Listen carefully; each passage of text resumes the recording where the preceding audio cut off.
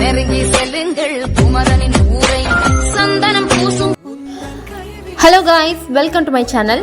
இன்றைக்கி நம்ம எங்கே போயிட்டுருக்கோம்னு பார்த்தீங்கன்னா, இன்றைக்கி பங்குனி உத்திரம் அப்படிங்கிறதால நாகப்பட்டினத்துலேருந்து பக்கத்தில் ஒரு 5 கிலோமீட்டர் தொலைவில் சிக்கல் சிங்காரவேலர் கோவிலுக்கு தான் நம்ம போயிட்டுருக்கோம். ஸோ இங்கே பார்த்தீங்கன்னா 11 மணிக்கு ஒரு விசேஷமான சிறப்பான அபிஷேகம் பண்ணுறதா சொல்லியிருந்தாங்க. ஸோ அதை நான் உங்களுக்கு காமிக்கிறேன். அர்ச்சனை சீட்டு 10 ரூபா கொடுத்து வாங்கியாச்சு. இப்போ நம்ம உள்ளே போக போகிறோம். வினதிப்பான் விநாயகன் ஊரலாம் சொல்லி நான் கேள்விப்பட்டேன். இன்னைக்கு நான் வெளியே போறப்ப எந்த வினையும் எந்த வில்லங்கமும் எதுக்கு வராம நீதான் என் அடி மீது அடி வைத்து அழகான நடை. முருகா முருகா ஓ முருகா முத்தமிழ். இப்போ அபிஷேகம் பண்ண ஸ்டார்ட் பண்ண போகிறாங்க. கரெக்டாக 11 மணிக்கு ஸ்டார்ட் பண்ணாங்க.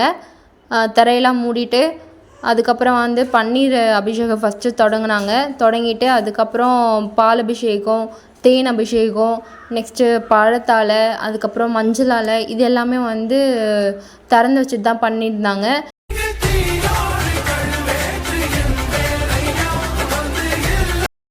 முருகி சொல்லுங்கள் முருகனின் பேரை நெருங்கி செல்லுங்கள்.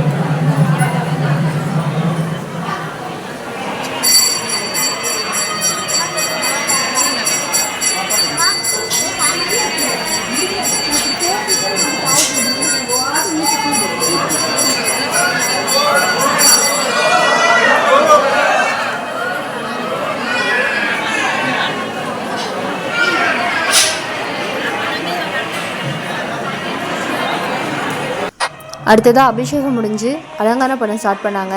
சரி, அது வரைக்கும் நாங்கள் பின்னாடி சுற்றிட்டு வரலாம் அப்படின்னு சொல்லிட்டு கிளம்பியிருக்கோம். பின்னாடி பார்த்திங்கன்னா சனீஸ்வர பகவான், விநாயகர், முருகருக்கே பார்த்திங்கன்னா சின்ன கோவில் மாதிரி இருக்கும்.